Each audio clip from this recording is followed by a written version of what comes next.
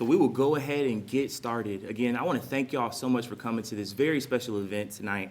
My name is Dr. Garrett Green. I serve as the Director of Multicultural Student Engagement here. And what a day it really is for Jaguar Nation. We are here this evening to honor a true trailblazer that left his mark on Augusta University and the city of Augusta, Dr. Roscoe Williams. Please give him a round of applause. The task force celebrating the diverse story of Augusta University, chaired by Mr. Cedric Johnson and created by Dr. Brooks Keel, could not think of a more deserving person than Dr. Roscoe Williams. In 1970, Augusta College hired Dr. Williams as the first African-American administrator for the college. And he served the institution for over 27 years as an assistant dean of students, associate dean of students, and dean of students. During his tenure as both professor and administrator, Dr. Williams served as an outstanding mentor and inspiration to students, faculty, and staff. And he continues to give back to this day in a variety of different ways. Today is about honoring his contributions, his impact, and all the things he did to truly make Augusta University special that we still see in our experience today. To begin the program, we're going to invite Mr. Henry Ingram, who's a foundation board member, to come forward and give a few remarks and describe his relationship with Dr. Williams. Mr. Ingram? There you go. Perfect timing, right? You can come on up.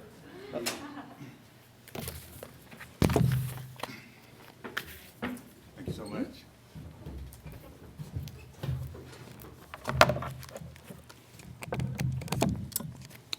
Good evening. First, Dr. Keel, I have some good news and some bad news. The good news is my wife always gives me a sign when it's time, in her opinion, for me to sit down. The bad news for you, she's not here tonight. To Dr. Keel, our forward-thinking president, thank you so much for your vision and leadership for this great university, and for having the understanding and vision to approve this wonderful recognition. Certainly to our honoree, Dr. Roscoe Williams, to the President's Cabinet, to the Williams family, to Cedric Johnson, who led this committee at his usual high level. Ladies and gentlemen, I am pleased, honored, and I consider it a privilege to have been asked to utter a few words. I'm reminded that there's a passage in the Bible that talks about we are surrounded by such a great cloud of witnesses. In the Bible, a witness is someone who sees something amazing or important and does something about it. Yes, it's a simple word, but being a witness carries a lot of responsibility to share and enhance your fellow man or woman. I find that Roscoe Williams qualifies as a witness who shares through his spiritual thoughts and actions a way to enhance vertically many who have had the opportunity to be under his authority and beyond. As a former student at then Augusta College, I can't imagine my college career at AC being without Roscoe Williams. He enhanced my experience at Augusta College. Roscoe had a major calming effect for me, for you have to understand that I had only gone to totally segregated schools. It was a significant adjustment socially for me. I thought Augusta College would be only for academics for me, socially. I thought I would have to go down to Payne College to be part of a college social experience. Roscoe convinced me that I could have as much fun at Augusta College that I would have at Payne, and he was all so right.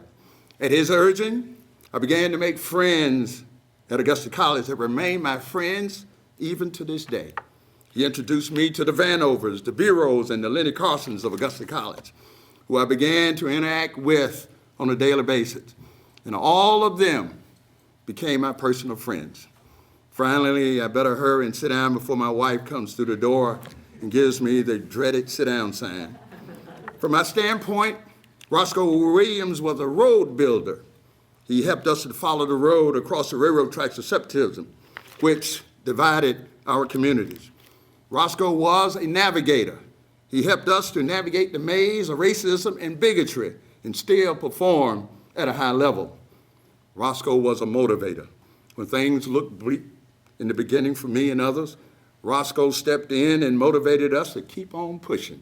And finally, he was an inspirer who talked about not just being average, but to soar to the highest levels of success. Yes, and even though I graduated from the Harvard on the Hill, I can't quantify or adequately articulate how much Roscoe meant to me and thousands of others, but especially the black students who were there in the early numbers at Augusta College, including yours truly. Yes, ladies and gentlemen, Roscoe Williams was in fact our witness, but he was also our true blessing. I think if you ask Roscoe to summarize his life, he probably would say something to the effect, it makes no difference how much I have or what I have. As long as my life is a good starting point for Jesus to take it and bless somebody, I have served a noble purpose. Lastly, I want to thank the committee for allowing me the opportunity to utter a few words about this God-fearing, wonderful human being who I am blessed to call a friend. Thank you for the opportunity.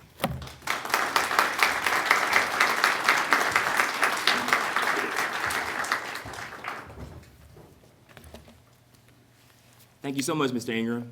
Next up, we'll hear from our Vice President of Enrollment and Student Affairs, Dr. Susan Davies.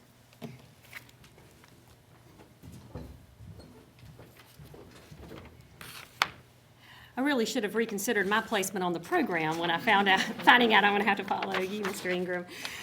When I joined Enrollment and Student Affairs in this role at Augusta University nearly 4 years ago, I knew that I had big shoes to fill. There's always great people who have come before you. But then I actually met Dr. Roscoe Williams and realized I had literally big shoes to fill, right? As well as a big heart, and a heart that is filled with compassion for serving students. So when those of us like Dr. Williams and I choose a life in student affairs, and there are many of my student affairs colleagues here as well, guess what? We don't do it for the money. We don't do it for the fame or the glory, because there's very little of that. But we choose a life in student affairs because we want to give back to students. We want to have students years later tell stories about us, like the story that Dr. Ingram told. And that is the true wealth that we receive in this work. And so it's just such a delight to hear you share that story after so very many years. But we get into this work in student affairs, and we work long hours. We work on the weekends. We work late into the evenings. We take calls in the middle of the night. I'm sure Dr. Williams did as well. And we see students at their very best, and sometimes at their very worst, right? But we work very hard to provide the appropriate amount of both challenge and support to help them develop and help their college dreams become a reality. And so I certainly know that Dr. Williams has left a legacy for all of us in student affairs of the type of work and the type of professionals that we want to be. And tonight we celebrate that lasting impact with a lasting reminder of your legacy at Augusta University. As a student affairs professional, I cannot think of a better way to honor Dr. Williams or anyone in student affairs than by naming something in the Jaguar Student Activities Center. This is the student's home, and we in student affairs know this is the most important building on a college campus. So this is a great honor. This is where all of our prospective students will come to learn whether they want to even attend Augusta University. They will come here for orientation. They'll come here for programming. They might decide they want to join a fraternity and sorority and find their lifelong friends in this room. They might choose to join a club or organization of a different type. Dance at our JAG Gala. There's so many things. They might find a future employer here in this room, a future spouse. They may learn how to eat with the right fork at an etiquette dinner. There's so many different things that they're going to learn in this room, but I am proud that they will learn about Dr. Roscoe Williams when they come into the JSAC, the student's home and a place where your lasting legacy can be remembered. I'm truly humbled to be a part of tonight's events and appreciate being included. And I just want to honor Dr. Williams, honor your legacy, and let you know that we are trying to fill those big shoes every day in student affairs at Augusta University. Thank you.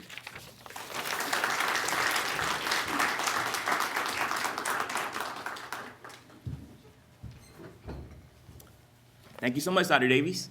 Next up, we have our Vice Chancellor of Student Affairs from the University System of Georgia, and also someone who has a really strong and rich history with Augusta College, Augusta State, Augusta University, Dr. Joyce Jones. Thank you so much.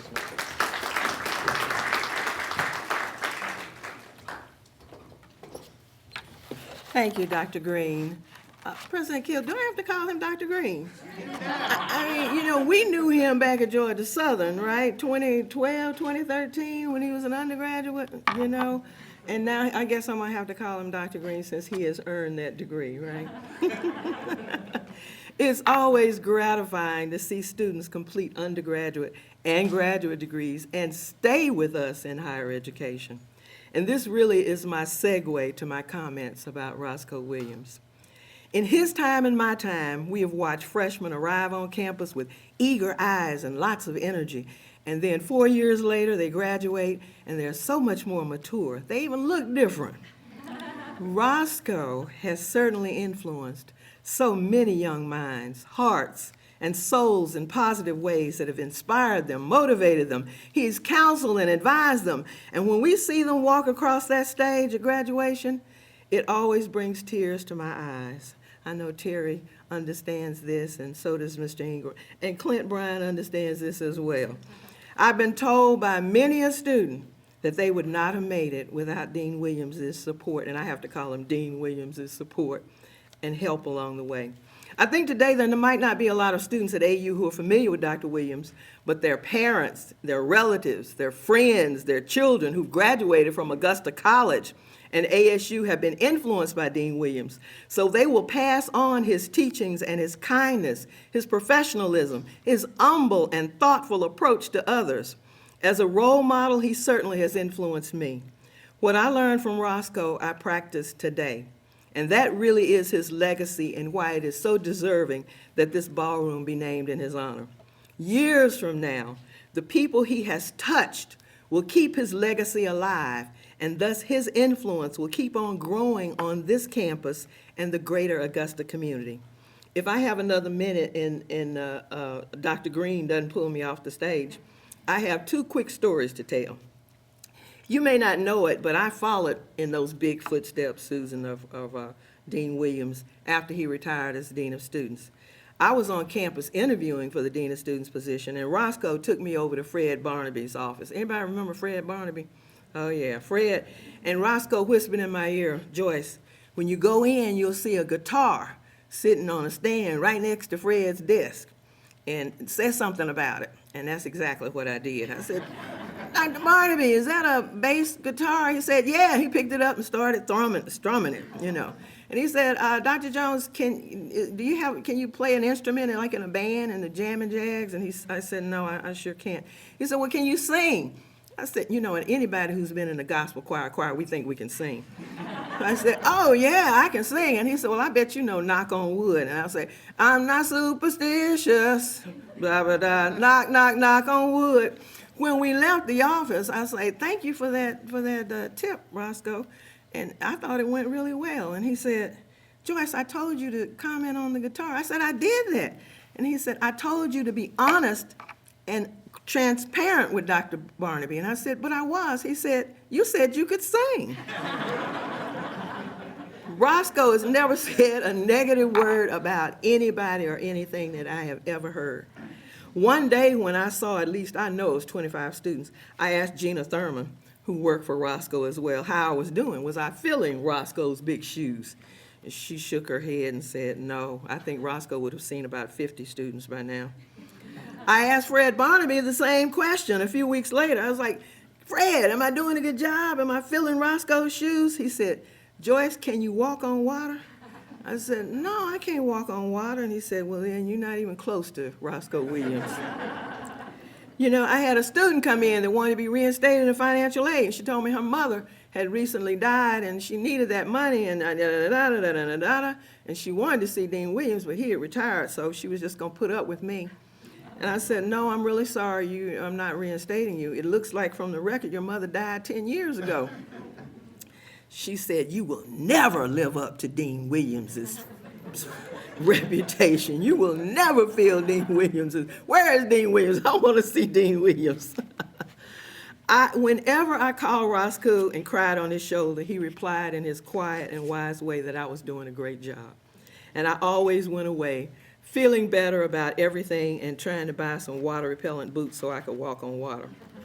Finally, I was on the committee that helped design this JSAC Student Center. Therese Rozier, for you remember him, Kathy Hamrick, Bill Bloodworth, John Groves, if you remember him, studied many floor plans. We took buses to other campuses to look at centers, and I really wanted a bowling alley after I saw one, but you see there's no bowling alley in this so much for listening to me, right? But up until then, the only place we could have a nice, large event was Washington Hall. And that's a great credit, of course, to the Washingtons, who are the first African-American couple that has a building named after them on this campus. But we wanted a spiffy, formal ballroom for important events. SGA wanted to hold their banquets here rather than a hotel ballroom. This ballroom was the first facility that gave us the kind of classy banquet room that we all wanted. So with all of its formality, class, eloquence, again, it is perfect that it is named after Dr. Williams with all of his class and eloquence. But hear me, it is not just this room, but his many years of teaching and advising faculty, staff, and students that will make his legacy live on every time this room is booked in his name. Well done and well deserved. Congratulations.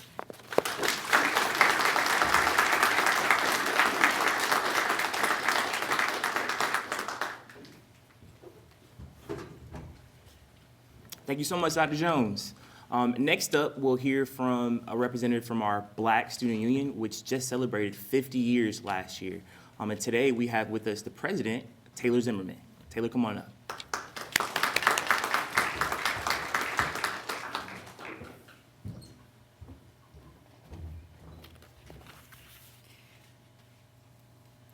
Good evening. My name is Taylor Zimmerman, and I'm the 51st president of the Black Student Union. Being a member of the Black Student Union is a quality our guest of honor and I share in common. The impact this organization has placed on our campus and in my life is monumental. BSU has been essential in my growth at Augusta University. We are here today in what is formerly known as the JSAC Ballroom. I have my own personal journey in this ballroom, from being a student worker setting up events to hosting events in this ballroom that include BSU's and MPHC's Black Effect Brunch, Black from the Dead Halloween Bash, and our panel on Black Love that highlighted the importance of healthy relationships in the Black community. The ballroom is the epicenter of our Somerville campus and plays a significant impact on our students from new student orientation to our annual homecoming. One of our core values at Augusta University is inclusivity. At the height of our Values Week, the fact that Augusta University is dedicating the ballroom to Dr. Roscoe Williams, who was the first Black Dean of Students at Augusta University, is symbolic. This is a monumental moment for the university and Black Student Union. I have struggled with feeling connected to this campus. The naming ceremony is a step in the right direction for making sure Black students feel a sense of home at Augusta University. The legacy Dr. Williams has had on our campus is now set in stone with this ceremony, and we are excited about the future use of this space and the advancement of our inclusivity on campus, and the future growth of Black Student Union in terms of future programming. Thank you for allowing me to share my voice and my excitement in recognizing our new Roscoe Williams Ballroom in our Jaguar Student Activities Center. Thank you.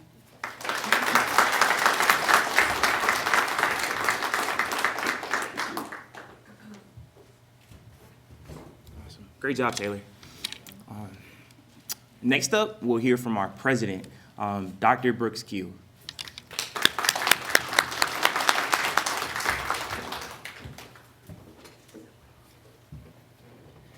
Well, thank you so much for everyone being here. What a great crowd this is at a great time and a great evening to celebrate the accomplishments and the legacy of a great man. And there are so many important people here tonight that I could spend all night introducing every single one of you, but I do want to just say, I give a few shout outs to some folks that you've already heard from and others perhaps. I believe that Dr. Terry Elam is here, the president of Augusta Technical College. There we are. Thank you so much. It's great to see you here. The impact that you've made on this community is still being felt, and we're delighted that you're here to celebrate with us today too. And my good friend Henry Ingram. Henry, you can tell your wife she'll be proud of you because you were short and you was eloquent as always. So we're delighted to have you here, and thank you for the great work you do, continue to do for our university. Henry serves on our foundation board, and he's always available when I have an issue, and he never guides me wrong. So I appreciate that. And Dr. Jones, thank you so much for taking the time to come down I-20 to be with us today. You have a special job in the system, and we sure do appreciate everything that you do there, and appreciate you taking the time to be here at this special day. And Dr. Williams, to your family and friends, and every one of you gathered here, what a great opportunity to give your praise and to celebrate with us today. You've already heard that the task force on celebrating the diverse story of Augusta University is made the recommendation that we name this facility for Dr. Roscoe Williams. But the truth is that the original idea came from the Black Student Union. And Taylor, thank you very much for being here and for how you represent us as well. University presidents don't always do everything our students ask us to do, but we do listen, and it means a great deal. So Roscoe, I think you probably be most proud that the impetus to have this facility named for you came from our students, and how fitting that is. Dr. Williams is committed to multiculturalism, not only at Augusta College, Augusta State University, and now Augusta University, but also to the local Augusta community and indeed the entire state of Georgia. Dr. Williams served in the leadership capacity in the Human Relations Commission created in Augusta at a very difficult time in our history. His commitment to and passion for education greatly contributed to the retention and graduation rates of African American students, both at Augusta College and throughout the state of Georgia, and you've heard some personal testimony to that fact. Additionally, Dr. Williams served on state-mandated committees that created and implemented initiatives designed to diversify state higher education institutions. In honor of the ongoing legacy of Dr. Roscoe Williams and Augusta University's ongoing commitment to diversity and to multiculturalism in academia, it is my distinct pleasure to formally announce the honorific naming of this ballroom in the Jaguar Student Activities Center to Dr. Roscoe Williams and the Dr. Roscoe Williams Ballroom. Dr. Williams, would you please come up?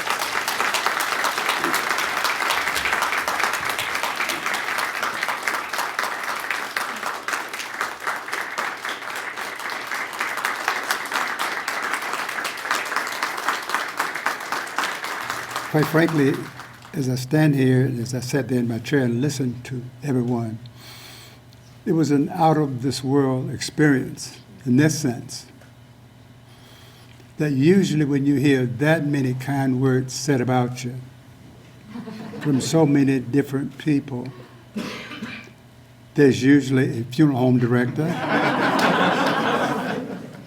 some pallbearers, and somebody else who's waiting for me outside in an automobile we call a hearse, waiting to take you to a place where they're going to put you in the ground so that you might return to the dust from which you came. But I want you to know that I feel blessed that I'm here to hear it. I can experience it. And I want you to know it humbles me to hear it. I was chatting with someone a couple of days ago, and they said, Roscoe, you must be on cloud 9. And I said to them, yes, I'm on cloud 9 for just a while. As a matter of fact, I'm off of cloud 9. They said, well, how so, with such an honor being bestowed upon you? And my comment was that when I think of how I got to the position where Augusta University and all of those associated with it, including everyone here, would think enough of me to do this, it's humbling. Sounds counterintuitive, but because you're forced to think about how you got here. I did not do it on my own by any stretch of the imagination. I do not suffer from that impression at all. As a matter of fact, any of you who know me well know that I have a philosophy that says you don't do anything on your own.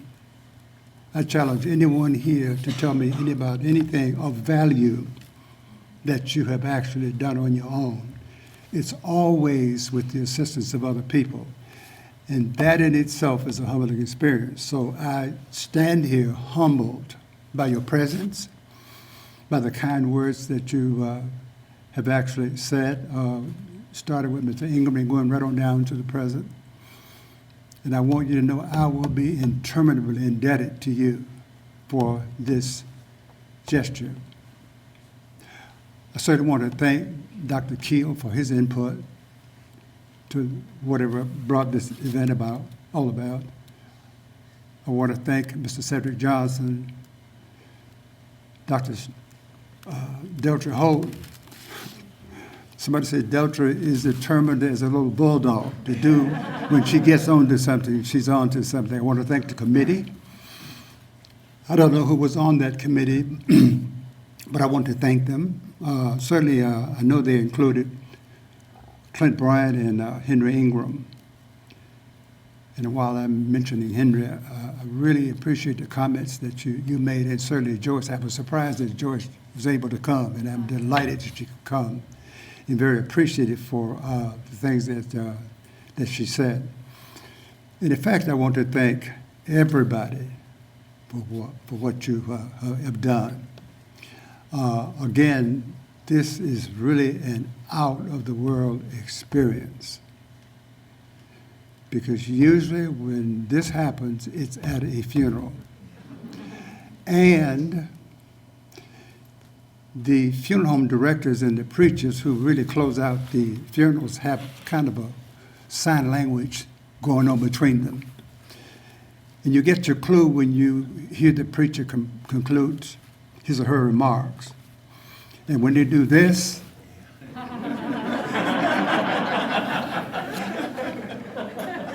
that means the ball game's over. It's just left to one other auspicious thing to do, and that's when you're buried in the ground. I want to also thank others who are here, certainly to include my wife and my family, all of my children. I have a niece who cared enough to come from Grosse Pointe, Michigan. Alicia Price. Alicia, would you please raise your hand? She comes representing one of my sisters. One of my sisters, Barbara, is here. Barbara, would you please raise your hand? A sister who lives in Grosse Pointe said that she was going to send a package. Little did I realize it was a live package. It was Alicia that she sent. I want to recognize, at least mention the name of a lot of other folk here who have really made contributions. That could be everybody for that matter. Because again, remember what I said. You only get here with the help of other people. And I challenge anybody to tell me that you do it on your own.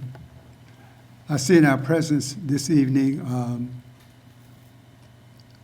part of the cohort of students that were here when I came in 1970, the fall of 1970, which I'll talk about a little bit later. But I also see present here Dr. James E. Carter, who followed the same path as I did when I came to Augusta College. He worked as a minority recruiter for Medical College of Georgia and was responsible for the increased presence of a number of African American students who eventually became doctors or otherwise placed in allied health. And I think Jimmy is to be commended for that. Jimmy, along with another person who worked in the background, and that was Senate Majority Leader Charles Walker, who used his influence and his persuasion to make those numbers go up from where they were originally. And I brag on that for this reason. It shows that AC has gone through a very impressive trajectory in terms of empowering students. in that regard, I was fortunate enough and blessed enough to serve on the admissions committee at MCG for 10 years. And during that period of time, there were 3 or 4 years running where we being the Medical College of Georgia, accepted, not simply took their application, but accepted 50 black students. Now, I don't know how you're able to evaluate or to give credit to that kind of number, but let me just give you a frame of reference. There are some medical colleges in this country, all across the length and breadth of the United States of America, who don't even interview that many black students, or even that many students, period. Well, we accepted 50 for 3 or 4 years running, and actually, one year, 28 of them turned us down for what they thought would be bigger and better things. But the point I want to make is that the groundwork was laid by Dr. James E. Carter and Senator Charles Walker in that regard, and I think they deserve a round of applause for that.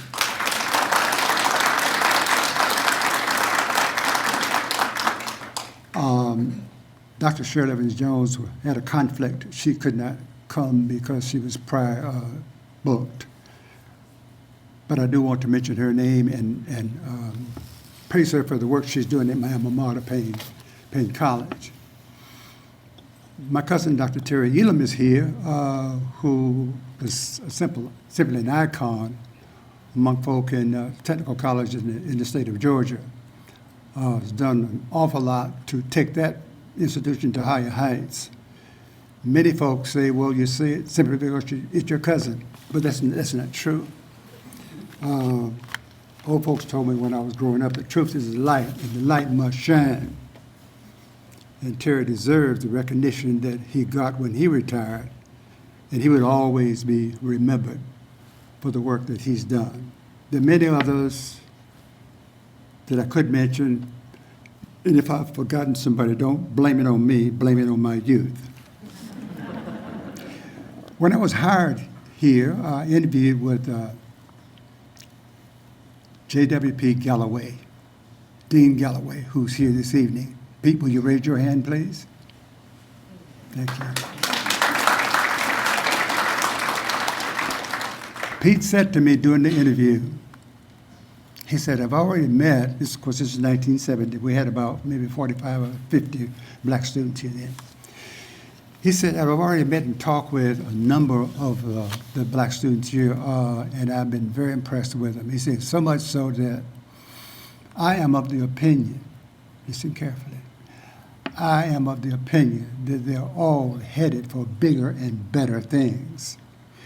He went on to say that he felt, and I'd be careful in stating this, that a number of them will become millionaires. And I think all we have to do is just look around the room and we can see how clairvoyant he was, because there are a couple of millionaires in this room, I think, from that cohort group. But the bigger point to remember is he saw these students as glasses half full.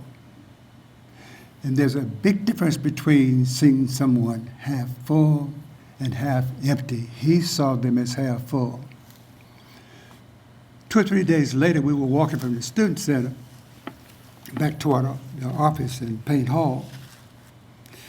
And he said to me, he said, Roscoe, my goal is to move the black students, those who enrolled here as well as those who are about to enroll, from a status of being simply tolerated to being empowered.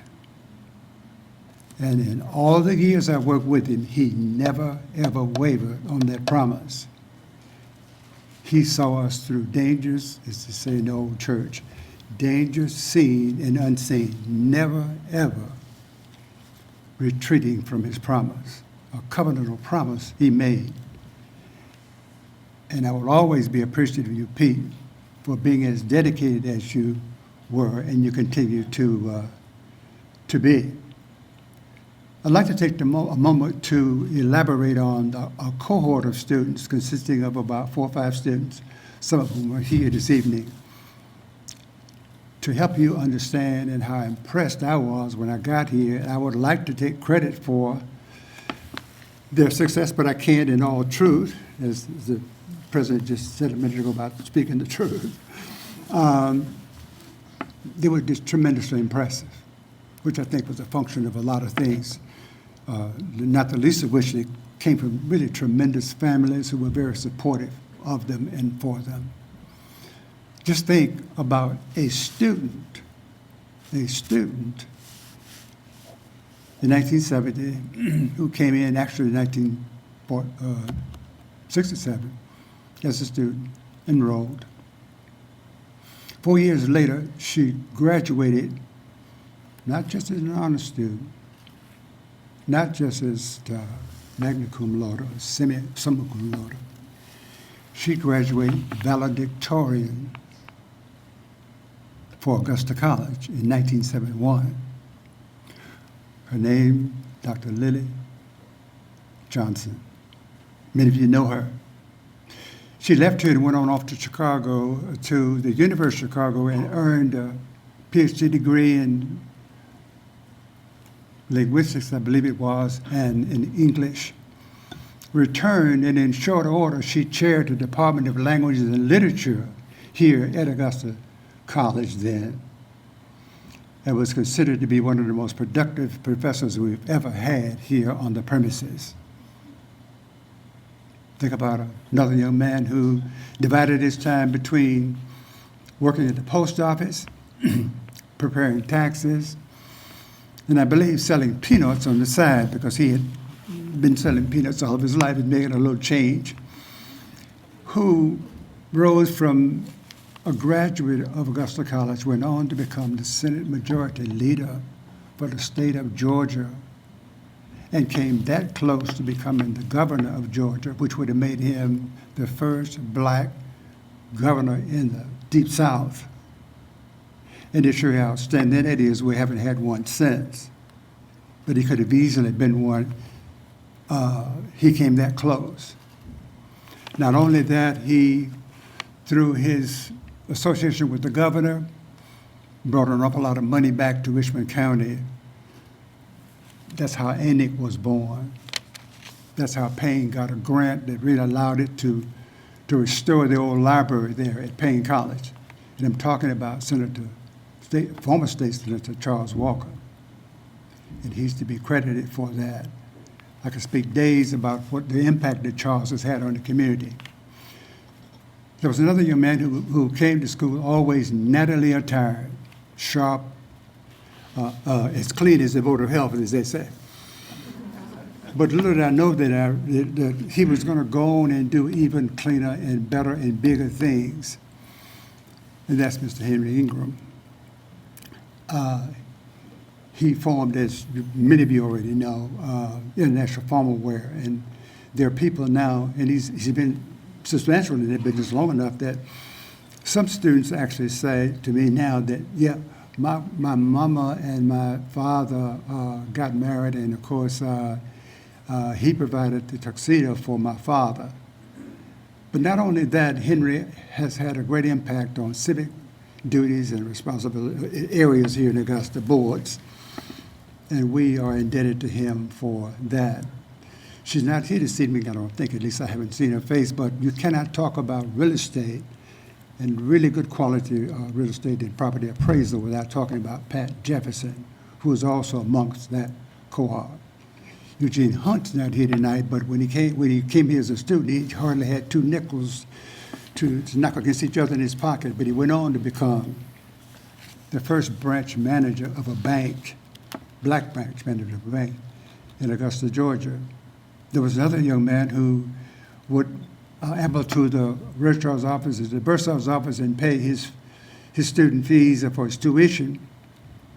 And he wound up almost heading the division of accounting at the Medical College of Georgia, and that's Mr. Thomas Kelly.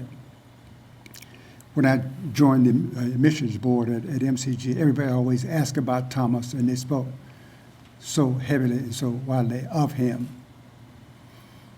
Now, I could stop here, but I need to go further.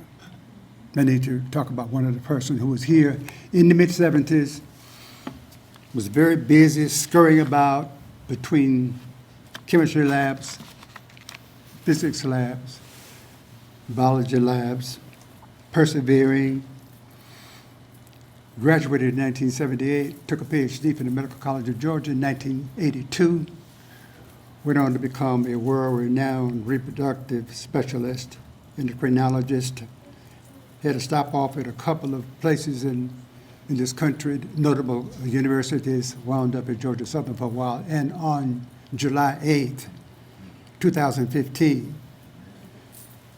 he was installed as the president of Augusta University. I'm speaking of Dr. Brooks A. Keel, Dr. Keel. So you see, that was a very, very pristine moment in the history of Augusta College. And it's continued. I've seen it at a distance, but it's continued. Now, college and universities, for those of you who may not know, are natural laboratories for people getting to know each other and to relating to each other in such a way that they don't view differences. Stay with me now. They don't view differences as being deficiencies, but rather they embrace differences. Black students at some colleges and universities back then were forced to leave their identities, their cultures, and the other things about them that made them feel good. They were forced to leave them at the gate and come onto a campus where they would have to adopt a majority culture. Education does not happen better in the best form in that way. Because even though they were at these other institutions were forced to leave their identities at other places and come on the campus, that did not settle something inside of them that would have them strive to be what they wanted to be rather than what some external forces would force them to be. Kind of reminiscent of what W. Du Bois talks about in his book, A Soul for Black Folks, where he talks about striving between the black folks, striving inside to be one thing, but being forced on the outside to be something else. That creates an existential dilemma that's very difficult and is not productive for someone who's trying to be empowered and try to be the best they can be. I'm proud to say that with Dean Galloway's attitude toward all students, to include black students, from the very beginning, set us on a course where I think we're at a better place now. Having said all of that, colleges and universities are not always looked upon favorably and positively for being that way, unfortunately. There are people on the outside who don't understand that they are natural laboratories for developing relationships. Talk to people sometimes at random, and you'll find that they say some of the better relationships, the best relationships that they ever formed happened when they were on college campuses. They got to know people to the point where they ignored differences. And what happened is their mutual appreciation went up, and so did their personal regard, and that's the way it should be. So I say to you, Dr. Keel, and to others who have responsibilities of taking this university further, don't be afraid. Don't be intimidated by outside forces. I call those are people who sit on the scorner's seat, as they say in the house by the side of the road. They sit in the scorner's seat and hurl the cynic ban. Don't be discouraged by them. And as I said, I'll give you two references that I think back up what I've talked about, at least in the last, I don't know how many minutes. All of you heard the name Albert Einstein, the noted scientist who gave us a couple of theories that we can pronounce, but very few of us understand, especially the general theories of relativity. But he also opened our eyes to the relationship between energy and matter, mass. You heard the equation E is equal to mc squared. Man of tremendous wisdom, so much wisdom that he realized that the relationship between energy and mass was so close and so intimate they were actually two aspects of one reality, energy. But he had a deeper insight. as a humanitarian. He had a deeper insight. And that insight is, when asked at a conference was, what did he think man's responsibility to man was? And this is how Einstein responded. He said, every man, or woman for that matter, should strive with all the divine vigor and vitality within them to exalt those around them as much as they possibly can, to the heights, to the greatest heights that they possibly can. And you might say, you don't have to be Einstein's cousin to know that from direct inference, that means, too, that nobody should get in the path of somebody who's striving to try to be the best that they can be. But rather, they should promote their development. Let me refer last, as I said, sounds like a Baptist preacher, I've said it twice, make reference to the Apostle Paul, who gives us even greater insight when we look at Galatians, the 6th chapter, the 9th verse, when he's talking to the Christians about not being discouraged by those around him who persecuted him for believing in Jesus Christ and the grace that he brought through all of the suffering that he went through. There were people who believed that, but they were besieged and beset by the arrows, slings and arrows of people around them to discourage them. And what he said to them, and I'll paraphrase, was, let not your heart be troubled in this way. He said, weary not in your efforts to do good. Why? Because in the final analysis, you will reap a reward or a harvest that will be bountiful, provided you do not faint. I say that to say to colleges and universities, including certainly this one, hang in there, do what you do best. Do you do it better than anybody, any other path through which I think most of us move. Because the 4 or 5 years that you spend in college is perhaps the foremost critical years that you're going to spend. Now, there are some folk who say multiculturalism, as the president alluded to, is good for business, and it is. Some say it's good for other social aspects, and it is. But let me give you what I think is a more overarching reason why it's good, why the idea of embracing others is good, why the idea of not being distracted by those who hurl the cynic ban is good. It's good because it's a noble thing to do, and quite frankly, it's the right thing to do. Thank you so much for your attention.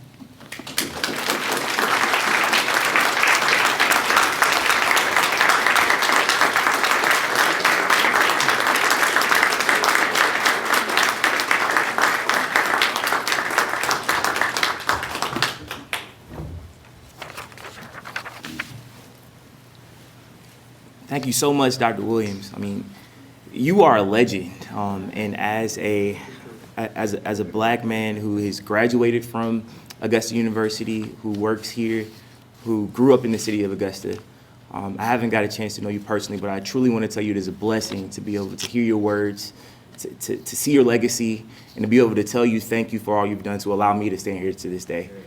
So I just want to thank you so much.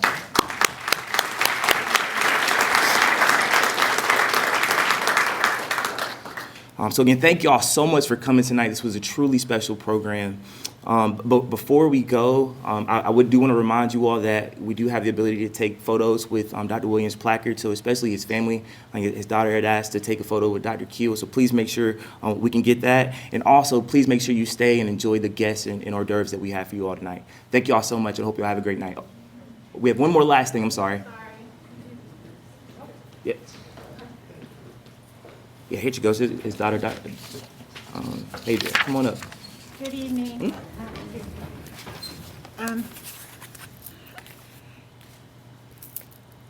To Dr. Brooks Keel, the honoree, the planning committee, and esteemed guests, I'm truly honored to be here this evening, to witness this momentous occasion. Can you all hear me? James Baldwin once said, "The great force of history comes from the fact that we carry it within us. are unconsciously controlled by it in many ways, and history is literally present in all that we do. It could scarcely be otherwise, since it is to history that we owe our frames of reference, our identities, and our aspirations. My family and I are eternally grateful that my father will forever be interwoven in the history of Augusta University. Since July 1970, my father has breathed, lived, and loved this institution. As a token of our appreciation, we would like to present this picture to Dr. Keel. As many of you know, photography is one of my father's many hobbies. This picture was taken by him several years ago, and I trust it will find its home on this campus. Dr. Keel.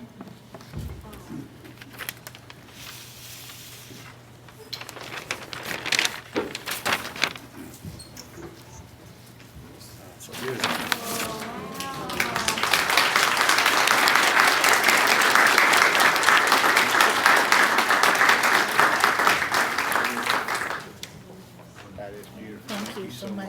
Thank And you. we'll find a very good place, I can assure you that. Okay, thank you so much. Thank you all so much. Y'all have a great night.